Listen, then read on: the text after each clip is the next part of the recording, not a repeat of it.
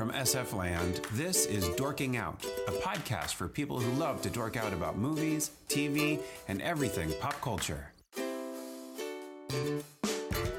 Welcome to Dorking Out. My name is Sonia Mansfield, and joining me is my podcasting sister from another mister and the co-host of Dorking Out, Margo D. Hello, my friend. Never give up, never surrender. I was going to say that too. I love this movie so much. By Gad Thor's hammer, we are dorking out about 1999's Galaxy Quest. I almost said 91 because we've done so many 91 movies in a row, but it's 99, which is a really great year for movies, like one of the best.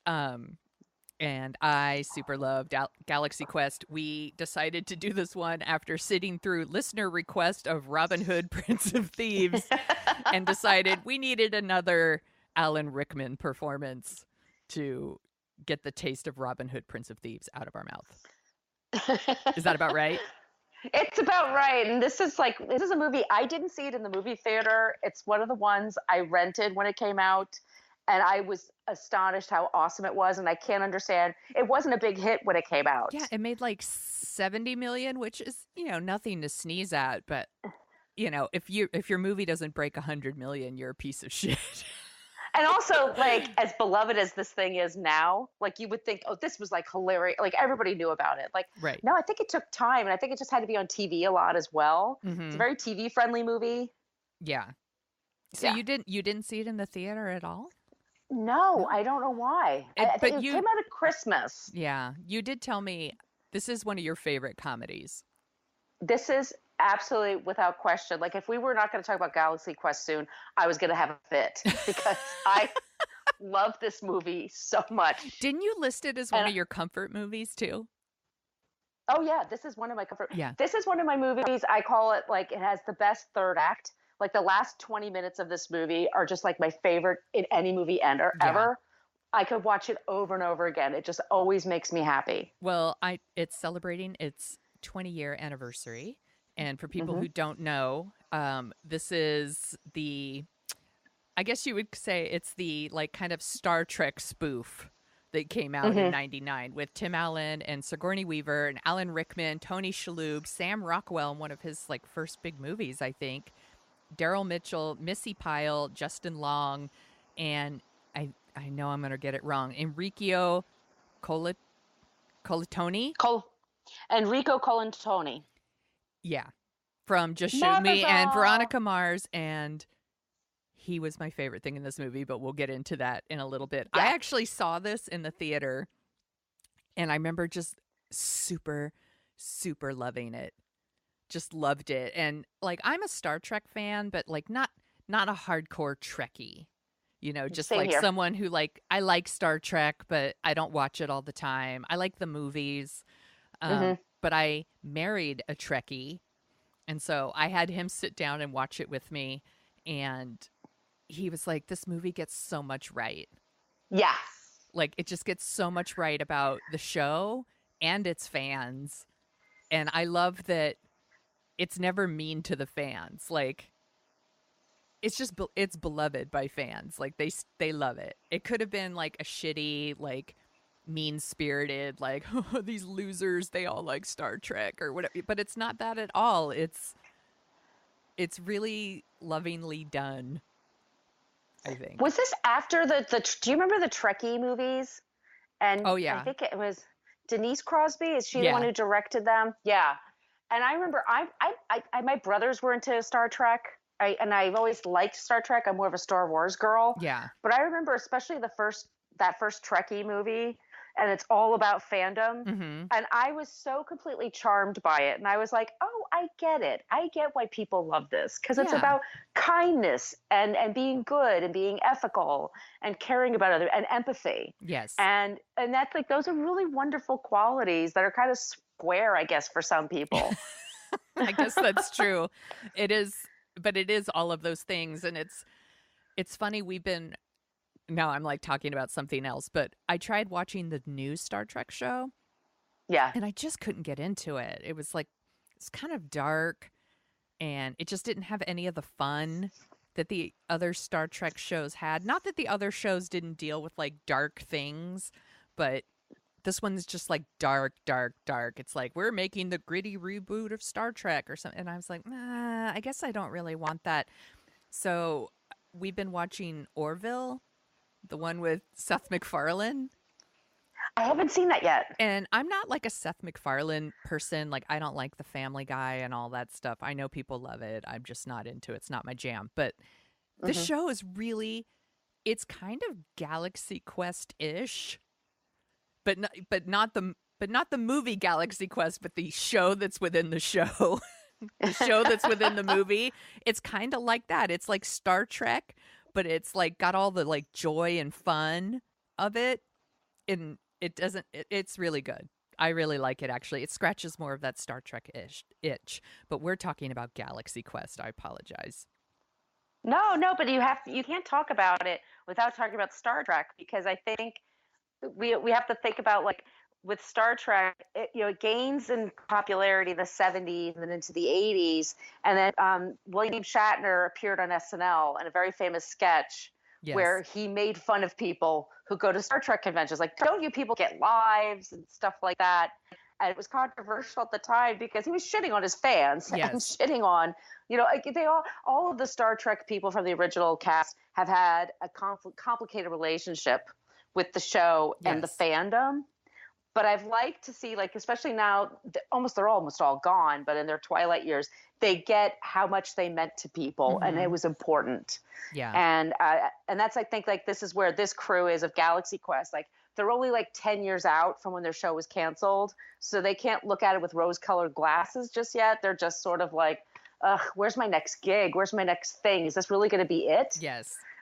And that's what's really great about it. I mean, it just really captures that well. Yeah, and for anyone who hasn't seen Galaxy Quest, you should stop this and go watch Galaxy Quest, because it's really, really great and really, really funny. But I'll tell you what it's about anyway. It's like a Star Trek-like show called Galaxy Quest with Tim Allen and Sigourney Weaver and Alan Rickman, Tony Shalhoub, and Daryl Mitchell. And it's like, their show's been canceled, and they're like making the like collector circuit. They're going to those like sci-fi conventions and signing autographs and stuff like that. And their show is misinterpreted by some aliens as a historical document. And they come to Earth to get the team, the crew, to help them with they're being invaded, and they need like someone to come and like captain their ship and help them fight back. So they take all of these people, plus Sam Rockwell as a guy who played one of the red shirts in one of the episodes who died before the commercial break. And it is just such a funny movie. Like, it gets so much of the it's like, the show works on like all these different levels. So first of all, it's a really, really funny comedy. Like, we laughed out loud multiple times last night. It works as sci-fi. It's really cool to look at. Like, the special effects are a little dated, but it kind of works considering the type of movie it is and the kind of show it was, things like that. So it works as sci-fi. It works as a parody. So if you love Star Trek, you're going to probably appreciate this on a whole other level. And it's just like a really great ensemble. Like, everybody works together super well. Like, all the characters have their thing and their moments, and they just click, and it's such a good movie. It was such a good pick, Margo.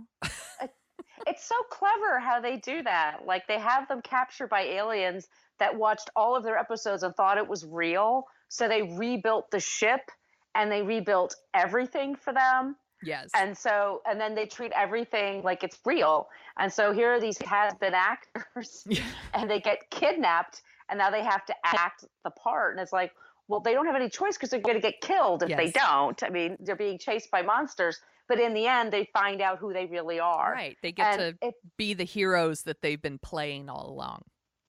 And it's exciting. And so clever and it's so witty and has such great character. Tony Shalhoub is hilarious in this movie because he totally underplays it, which is brilliant. Every time he showed up, we started laughing out loud. He's just FYI, we can't push the engine. And he's like a stoner, basically. He's always eating too. Did you see that? Like he's got like his little like cheese and crackers and he's like eating and stuff. And he's just like laughing all the like, whatever.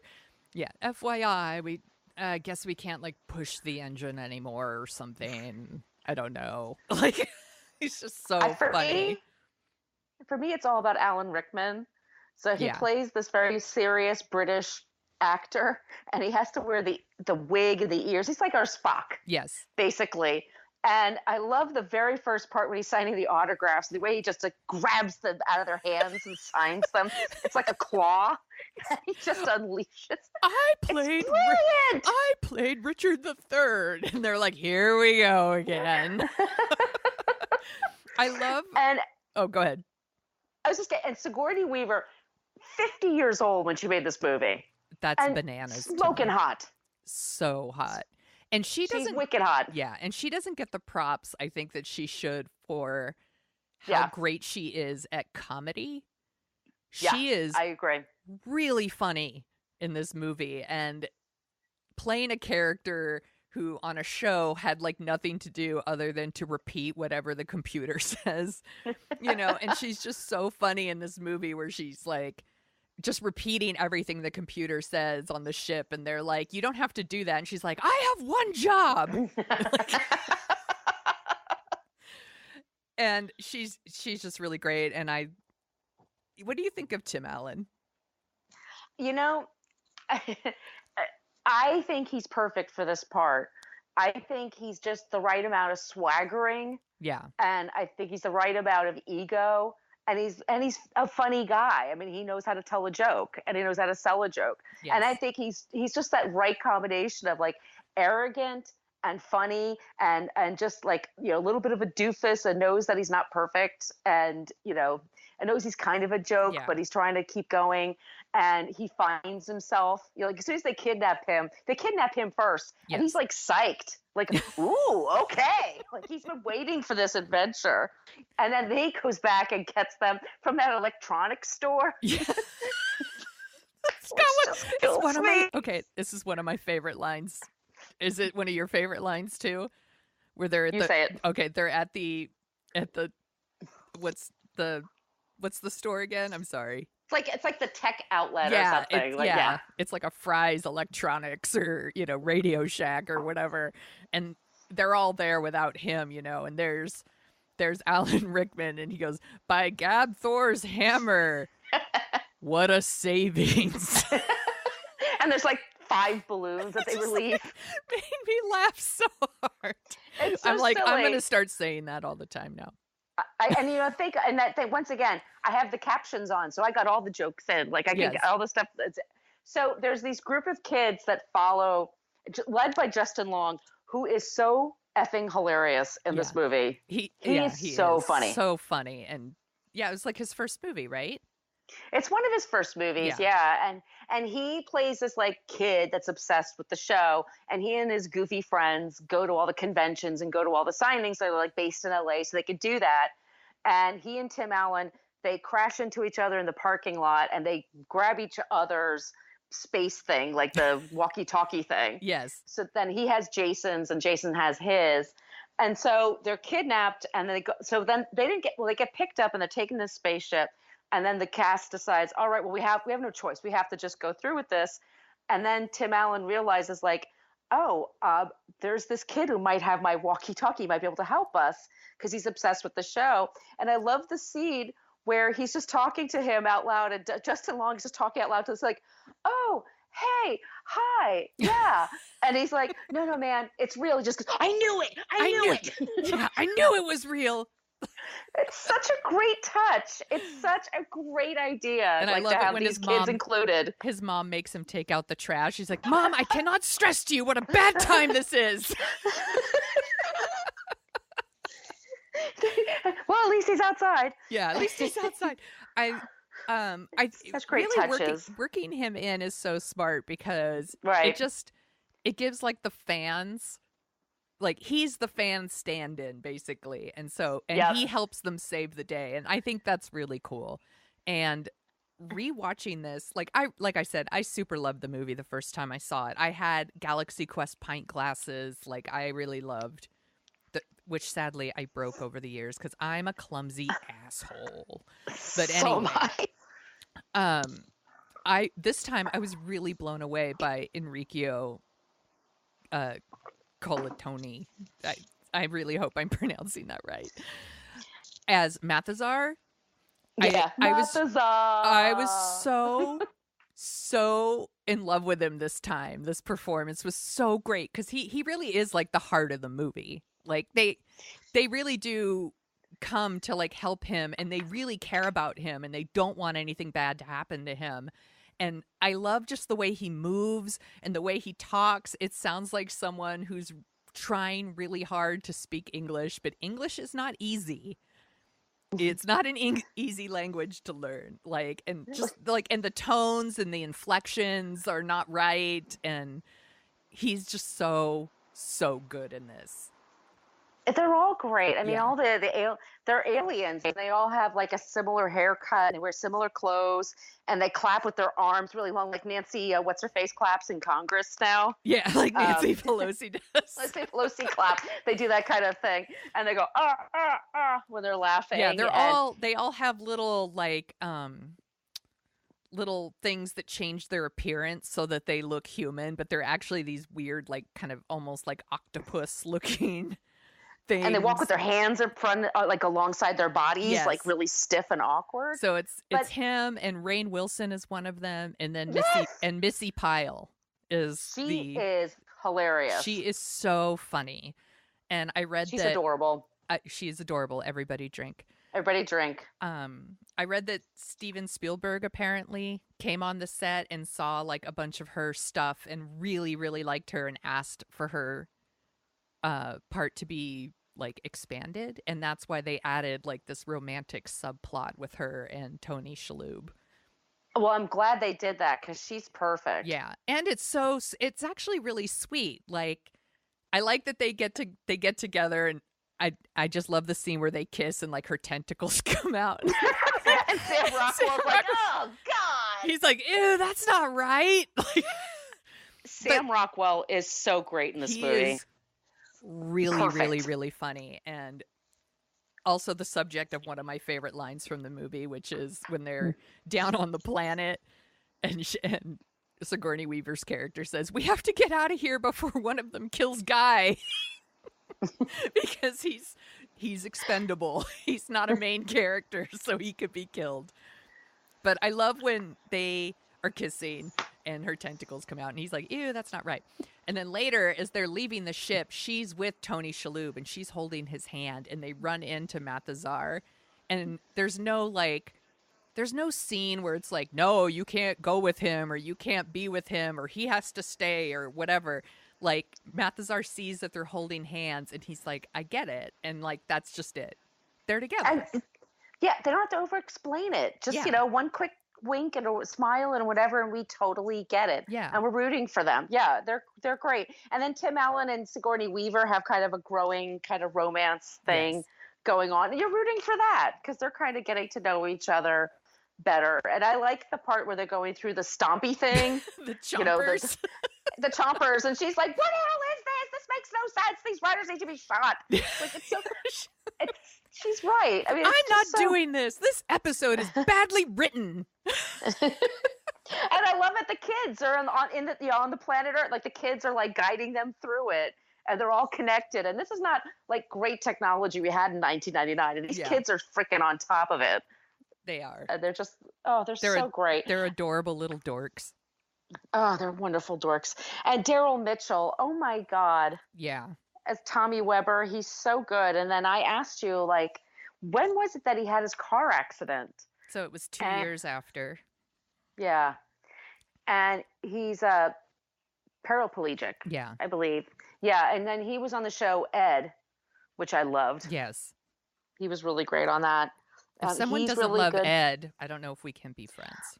I don't know if I can be friends with you. Mm-hmm. Yeah, no, I'm totally with you on that. This movie is just a goddamn pleasure. It's a goddamn delight. Like it really is. I don't know what's wrong with you if you don't really are completely charmed by it. Yes. Like I really do question you. Like what part of your soul is so black and rotted that you can't appreciate this?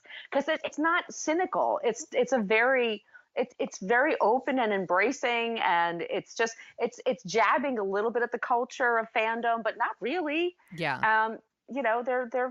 I don't know. I don't know what to say. I'm always like, and like I said, the last 20 minutes of this movie, I love, what's the name of the bad guy? The bad guy I'm already forgetting, but I love it's like it. Saris. Saris. Yes. And when they have like the mines and they're traveling with the mines and that blows them up, and then they go back to Earth and they're just crashing through the parking lot and the kids are doing the flares. Yes. And then they crash into it. And then it's Kevin from Kids in the Hall. Is it Kevin McDonald? Yeah. And he just goes, and then he just walks out. He just come out of the ship. He's like, Tommy Weber. And my favorite line in this whole goddamn movie is Alan Rickman. He says, Alexander Dane, give him a hand. He's British. That makes me laugh so fucking hard every time. British. He's British. And then they all come out, and then Saris comes out, and then Tim Allen like zaps him, and then the crowd just loses their shit because that's exciting. Yeah, of course it is. It's really exciting, and then then they just bow, and then they start the show. It's so great. It's just so heartwarming. It's so wonderful. It's so stupid fun. It is ridiculous how much fun we had watching this. So I watch a lot, I have a lot of homework for our podcast every week. We watch something. And usually my husband's like, good luck with that, sucker. Like, he's not going to sit through Robin Hood, Prince of Thieves. He's not going to sit through The Secret of My Success. But I was like, I'm watching Galaxy Quest this week. And he's like, in. Like, I am in for that one. And I rented it. And as soon as it was over, he's like, why didn't you just buy it? And I was like, I'm so stupid. Why didn't I just buy it? I own it. I own the DVD, but here's the thing. I don't know how to hook up my DVD player. I bought a DVD player. But I have it, just in case. That's good. So if anybody out there can help me, just let me know. Yeah. Someone help her out. Come on. Yeah. It is. Yeah. I don't even know what to say. I just was so pleasantly surprised. I did read that there was a fan poll a couple years ago where they ranked all the Star Trek movies, and Galaxy Quest came in number 7. Which I thought was hilarious. And that Star Trek Into Darkness came in last. Ha ha. Oh, this was before Star Trek Beyond, I guess, or maybe it was. I don't remember. But I love that it's so loved by Star Trek fans that it's an honorary Star Trek movie. I think Star Wars fans would love it too. I mean, I'm a Star Wars fan. I think so too. I'm a Star Wars fan. And I really think if you're kind of geeky for something, you could. Yeah, I think so too. I think it's for anything. I kind of wonder about you. Mm-hmm. Yeah, everybody's got their thing that they dork out about. That was kind of the original intent of this show. That's why it's called that. Do you have a favorite? What's your favorite line? Is it "Give him a hand, he's British"? What's your favorite line from the movie? It is actually, it's that. It's "Give him a hand, he's British." That's like actually my favorite thing. My friend Kelly and I, like, that's our big joke together. Whenever we see Alan Rickman and talk about Alan Rickman, we go, "Give him a hand, he's British." Alan Rickman, serious R.I.P. Like, yeah, what a huge loss, and how amazing he is in this movie, because not only does he has to wear this alien cap basically through the whole skull cap or whatever through the whole movie, but he's so funny and deadpan, but he's also like it's really moving when one of the aliens dies, and it's the one that like was like, I was such a fan of yours, like I followed all your your teachings, and you're like a father to me and all that. And when he's dying, and like Alan Rickman's like repeating the line that he's been saying all along that he's not going to say anymore, by Grabdar's hammer, I will avenge you or whatever. It's like really meaningful. It means something. That absolutely. And he's so good that even with like this like silly alien thing going on his head, he really sells it. And I think, I'm pretty indifferent to Tim Allen in general. I like Buzz Lightyear because I'm not a monster, but I don't like, I haven't seen the Santa Claus. I haven't seen a lot of Tim Allen movies. Do you I like love the Santa Claus. Yeah, I've never seen it. Is it good? I've seen it every year it comes out. It's stupid good. Okay. It's better than it should be. It's super dated. Yeah.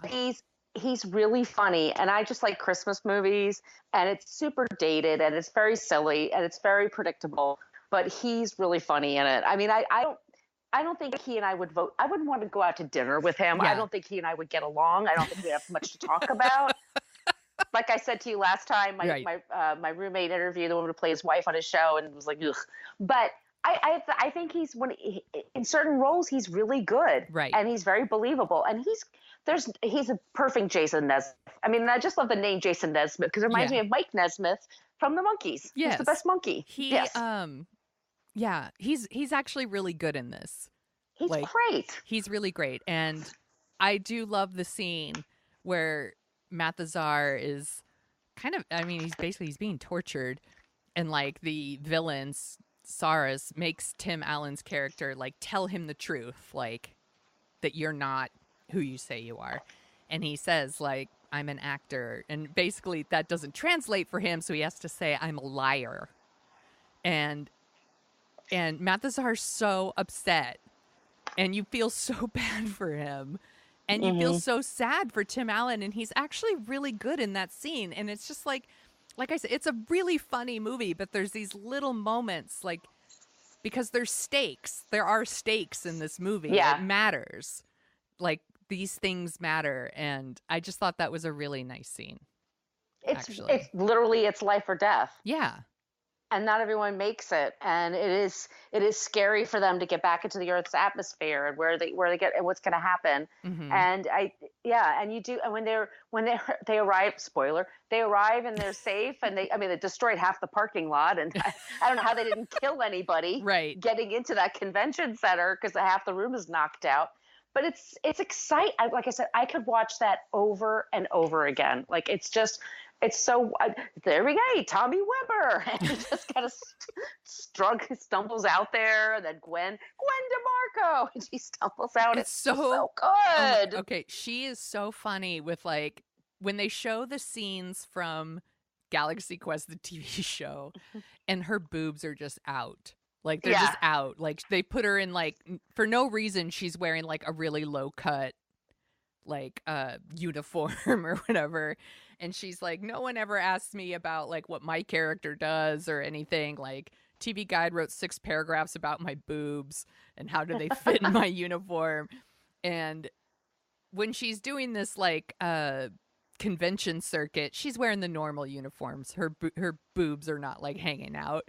But by the end of this, her boobs are hanging out again. Like it's because she's just the uniform's all ripped and tattered, and of course it's ripped in a way that's sexy, which is part of the joke, like that it would happen that way.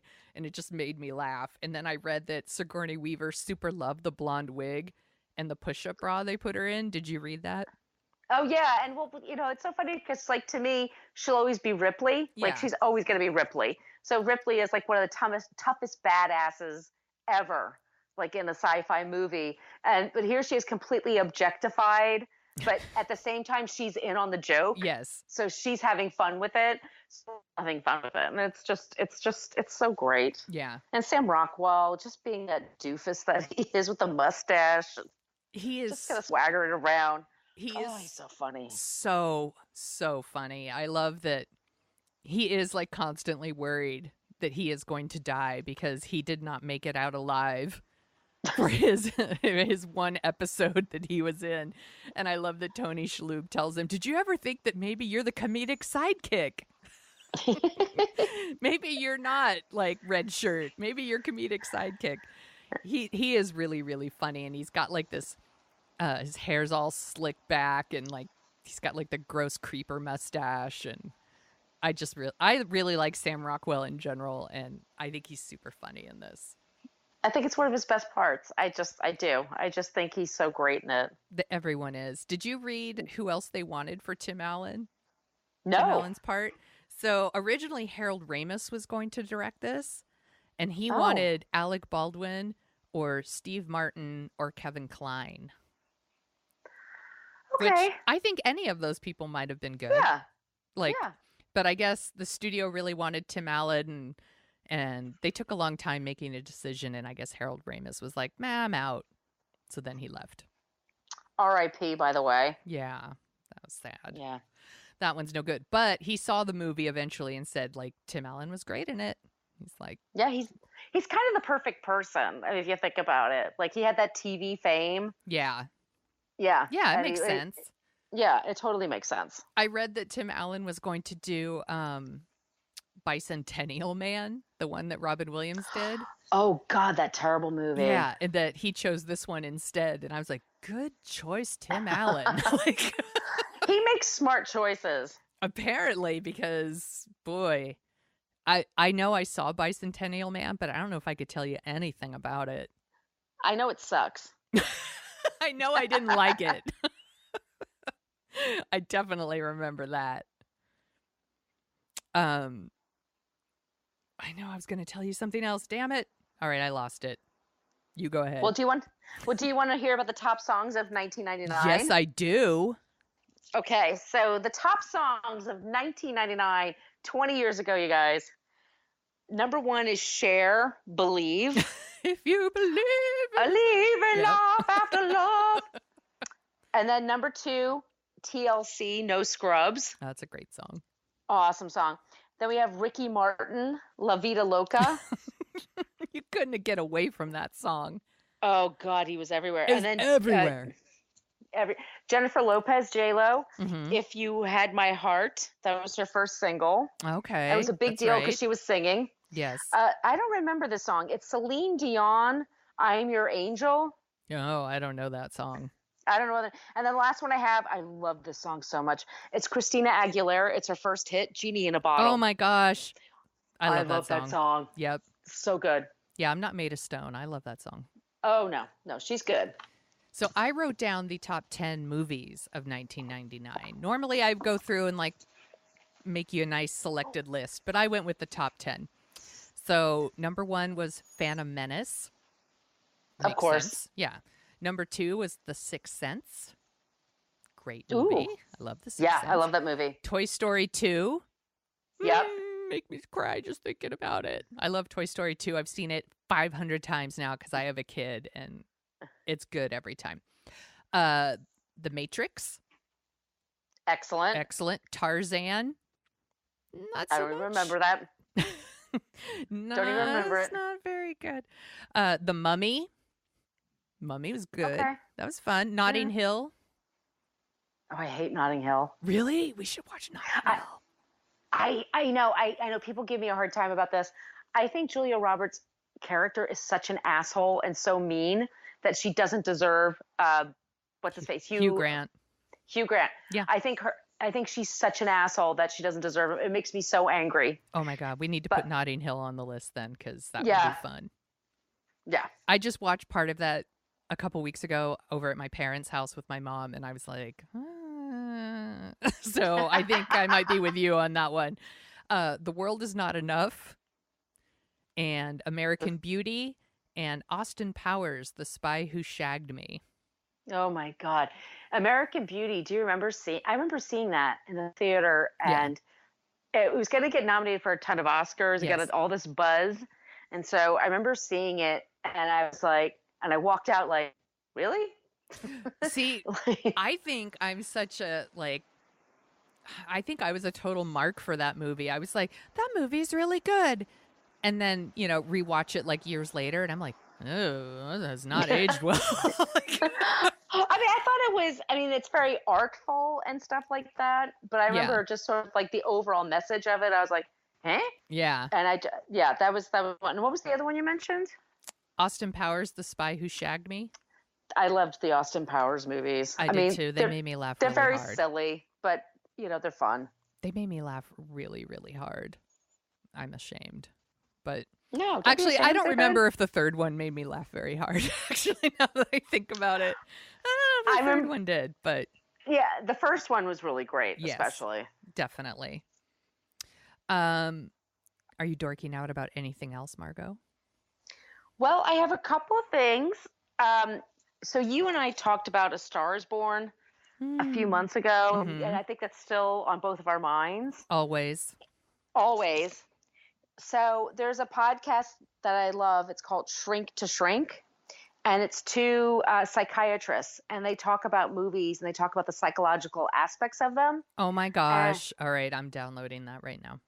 Oh, it's Shrink, number 2, Shrink. And they talk about A Star Is Born. And they really get into the characters. And because you and I talked about it for the show. We watched almost all the movies. And then we talked about our feelings about addiction and how that's addressed in the movie and stuff like that. And they do, of course, they're a bunch of shrinks. So they do a better job. They do a better job of discussing that. And they really made me want to watch the movie again. And it was good. It was just, they put out an episode like every few months. They're both really busy. But when they do, they're just really good. And so Shrink to Shrink. And then the other thing I'm watching is the Michael Jackson documentary on HBO. Okay. Did you watch it? No, I'm going to watch it tonight, actually. And go ahead. So I have this weird abnormal rage against people that are mad at people who say things about Michael Jackson. Like, to me, it's so obvious he's a pedophile. Yeah. And so obvious he's guilty. And like O.J. Simpson's guilty. Like, R. Kelly was guilty. Yes. Like, there's certain people, like, they've just been guilty this whole time. Yes. And you just, and there's people who just like,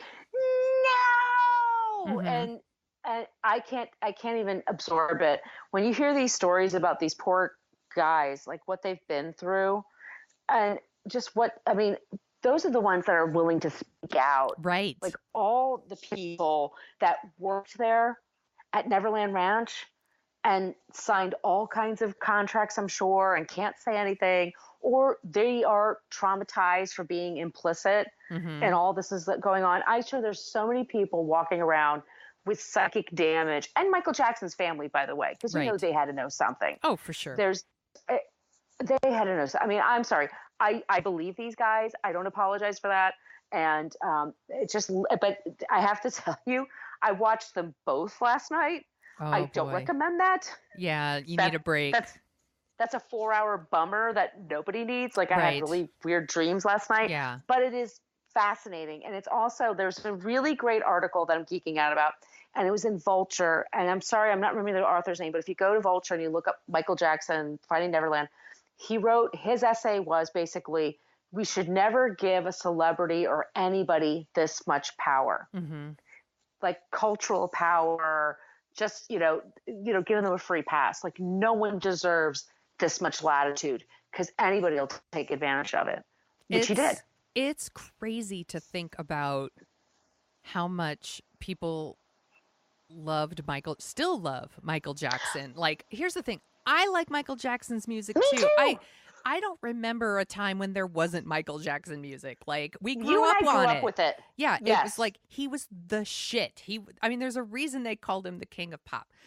But then at a certain point, you're like, shit ain't right. Like, something's going on. Like, something seems wrong. And like, it just got worse and worse and worse. And like, I think there's just this very vocal I don't even know if they're a majority. I would say they're probably a minority. And I think I've seen what you're talking about on Twitter in particular. Oh, that's all over Twitter. Yeah, like a celebrity will say like this documentary is really, important and everybody should watch it and we should, talk about this. And then like these crazy Michael Jackson fans will come out and be like, how fucking dare you? And like just freak out.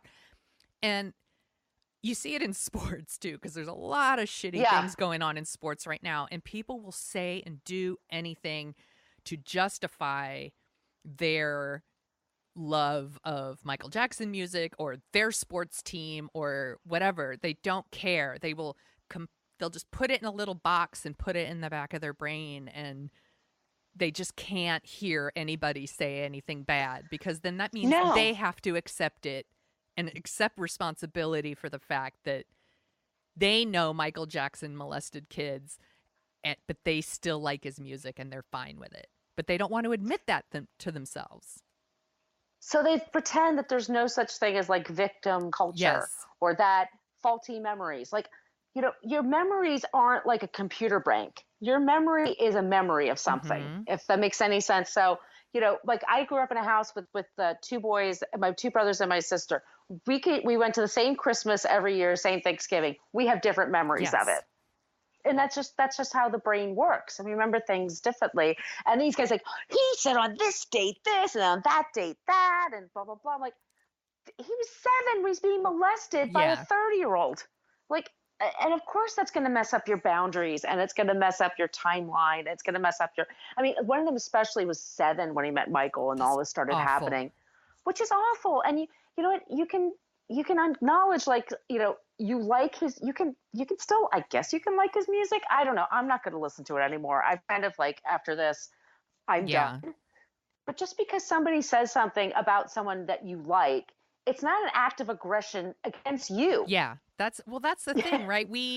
So many of us now take our pop culture love, or what we love, and kind of like wrap ourselves in it. So like, it becomes our identity. Yeah, it's part of who we are now. So when you attack Michael Jackson, when you attack Bernie Sanders, when you attack, oh my God, a baseball team, let's say, the owner that hits his wife in public. Okay, that's my team.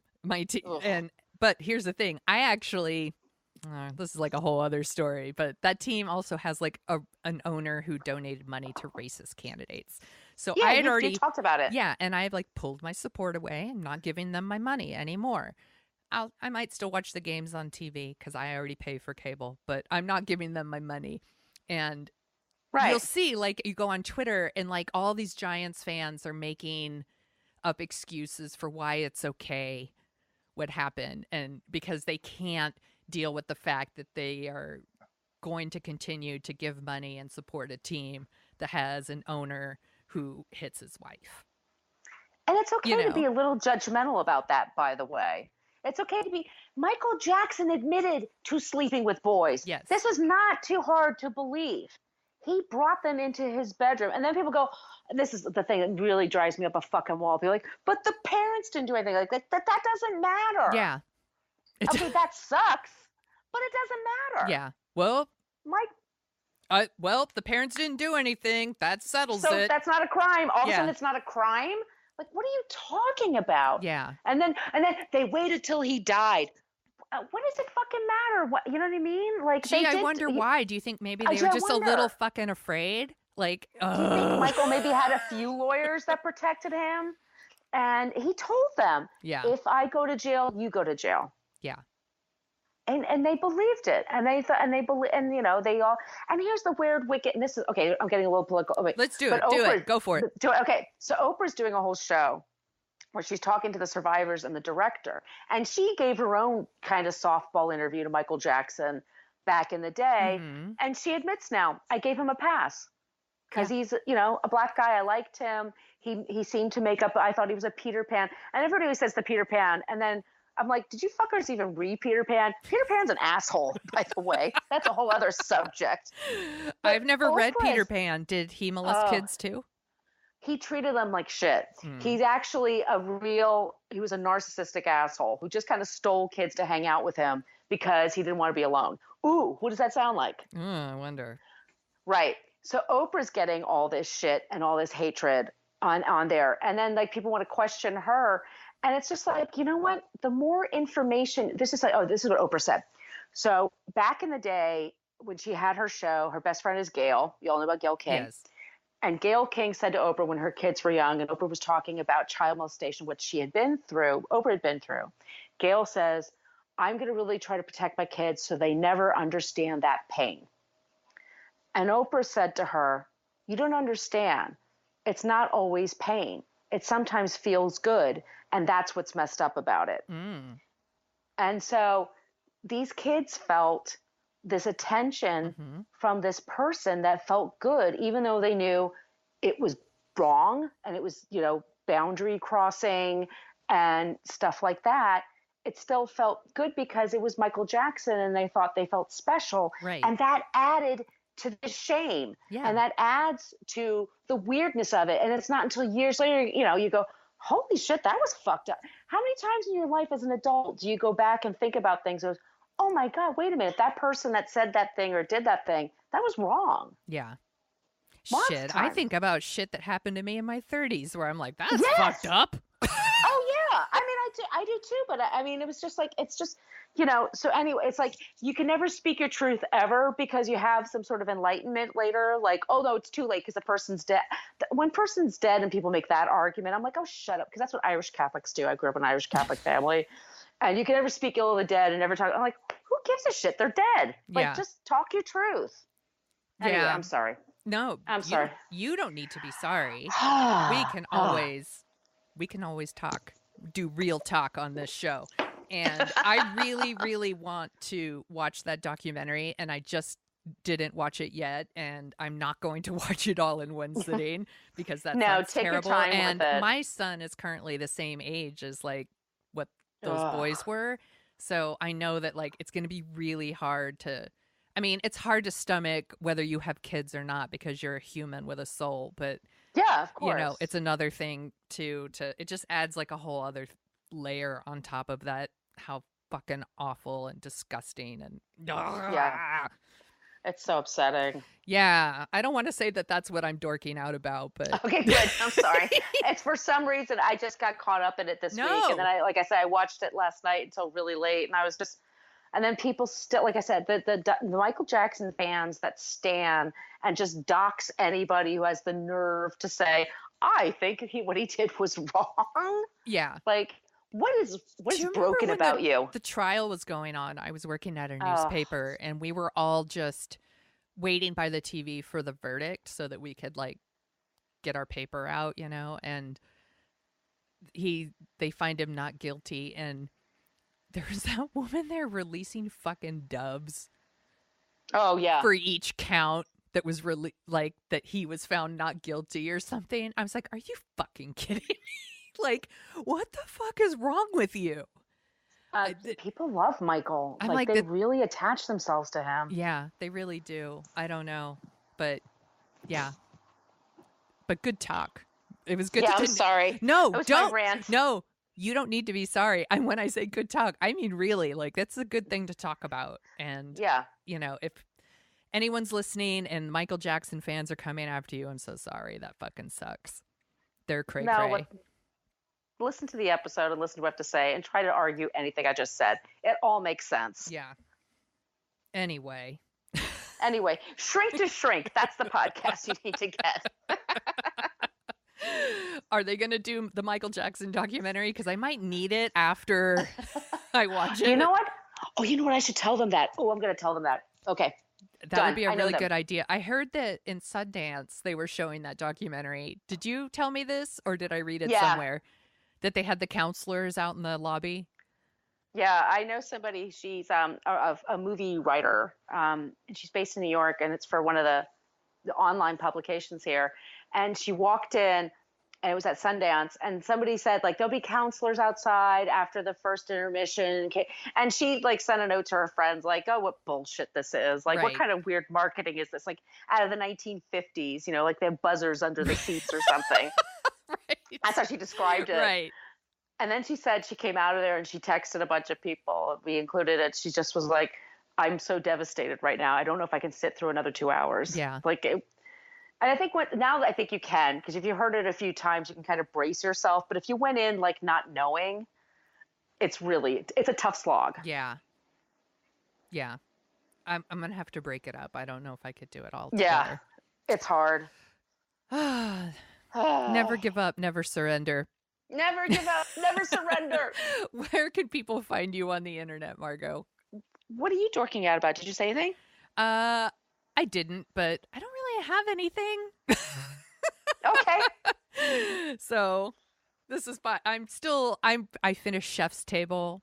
I immediately watch all of those because I'm super, super into that sort of thing. It's all food I can't eat, but it's so beautiful to look at.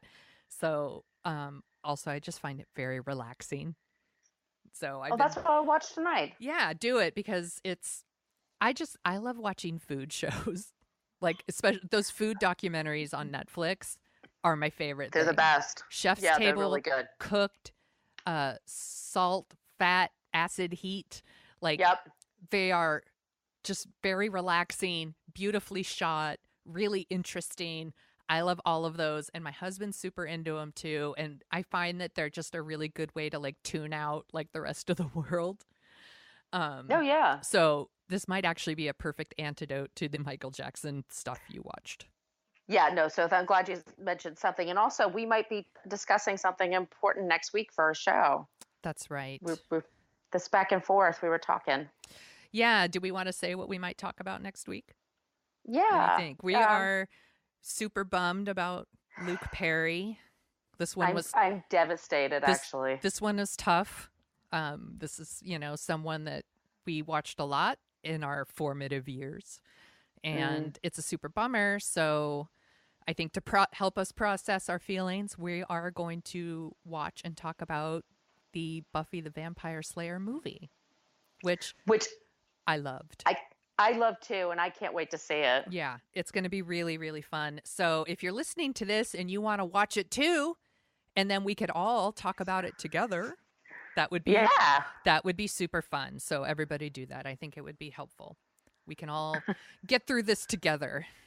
He's too young. The whole thing makes me, I know Quinn Cummings on Twitter, she put it out there. She's like, he was 52 and he was relatively healthy and all this stuff. She says, a really good thing to do is to put out what your intentions are. If you were to go suddenly, what do you want your family to do? Mm-hmm. Do you want a funeral, blah, blah, blah, blah, blah. And then I wrote out, I'm like, yeah. And you need to learn people's passwords, because when my brother passed away, you can't, oh my God, it was ridiculous. We couldn't open any of his electronics. It was a huge, big deal to get his laptop and everything like that. And so everybody started adding to it. I think that was our way of processing, losing somebody early, because all these other people this is what you did. I did this, I did that. So yeah, leave your passwords with somebody. If I could give you something else to take away. Yeah. Don't put your family through what we went through. Good God, it's annoying. I always, everyone always makes the jokes about letting people know your passwords just so they can go in and delete your search history. Yes. Delete the porn. But first of all, please delete the porn. But yeah, no, yeah. If you could do anything for anybody in your life, if you trust one person, give them your password, so that'll give your family a solid. Yeah. They would, oh God, people would be so disappointed if they got to see my search history. It'd be like, does blank give you cancer? Does blank give you cancer? Oh my God, is that all she searches about? What a bummer. No, mine is like, why does my cat do blah, blah, blah, blah, blah? Why does she shit outside the box? Why does this one follow me everywhere I go? Why does this one do this? I'm not kidding. Lots of cat stuff. Wouldn't it be, it would be like the worst gypsy curse ever that like, and now your search history is public. No! Where's the Stephen King book about that? I think we gave him his next idea. Yeah, I think so too. You're welcome, Mr. King. Please send the checks to care of Dorking Out. So, Margo, where can people find you? The best place to find me on social media is at Brooklyn Fitchick, and I'm most active on Twitter and Instagram, and my blog, which you helped me design, thank you. You are welcome. It's brooklynfitchick.com, and I actually have a few podcasts. One of them, it's Fit Bottom Girls, Book versus Movie, Best Neighbors. I have a new Not Fade Away podcast coming out. Ooh. Actually, I'm really excited about, which took me a while to get out there, but that's going to be out soon. It's all about the Altamont Rock Festival in the Bay Area. And it's coming out like tomorrow or the next day. So it's going to be a good one. It's a little long. I have a couple of interviews in there, but I'm really excited about it. So Not Fade Away podcast, if I can just send that out there. Yeah, I'm going to share the shit out of that, and I'm going to listen to it because I know it's going to be a good one. It's awesome. And you can find me at The Sonia Show on Twitter. That's Sonia with an I, and thesoniashow.com. And you can find Dorking Out at dorkingout.com and on Twitter and Facebook at Dorking Out Show. This was super fun, as always. It took a little strange turn at the end, but I think that's good. I think that's a good thing. I think our fans are okay with it. Like, I think they're getting to know us. Yeah. By grab Thor's hammer, it's a good thing. Never give up. Never surrender.